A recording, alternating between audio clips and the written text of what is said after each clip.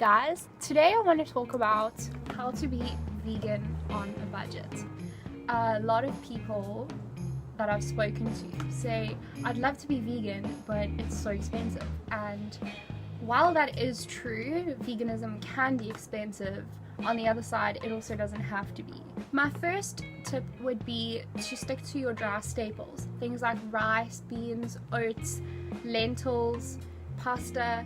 Those things all tend to last fairly long, and they don't really have as short of an expiry date as most fresh things do. So if you're by yourself or cooking for 2 people at the most, buying a big bag of oats could last for months. I have got so many jars full of dry staples that I've had for possibly a year, and they don't spoil, and so they just save me so much cost in the long run. Whereas if I was to be eating raw and constantly needing fresh produce, then that wouldn't be very convenient. If I couldn't finish it, it would lead to a lot of waste, and so keeping some dry staples has honestly been so helpful. My second tip would be to stick with root vegetables. They store well, they are still healthy, and you don't have to keep them refrigerated all the time, and they just make such good meals. Your things like beetroot, butternut squash, sweet potatoes, or even normal gem squash. Is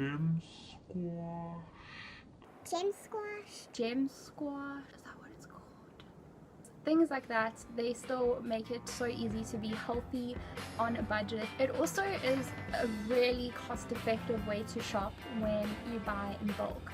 The reason being is you don't need to buy as frequently, and so you'll often find that it's at a reduced cost if you were to work it out in the long run, that to buy the same amount in individual smaller packages generally can be almost double the price, and so it is so much more helpful to just buy in bulk, and you don't have to shop for that item for freaking long time.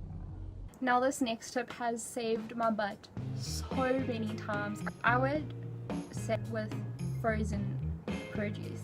The reason being is when they freeze like a fruit or vegetable, it's generally right before it goes off. It's at its peak ripeness.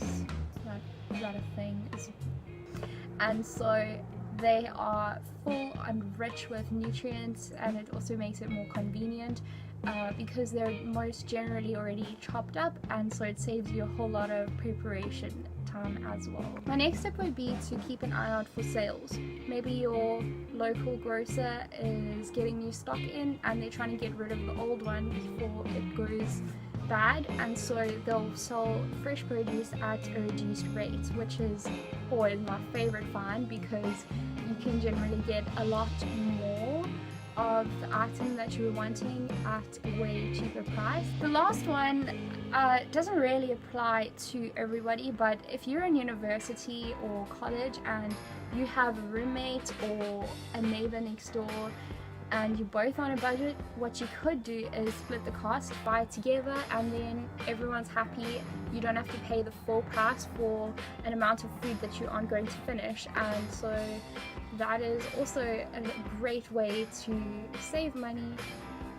Win-win situation, hey? I hope that these tips were helpful and that it makes buying your vegan products easier for you, and yeah, that's it.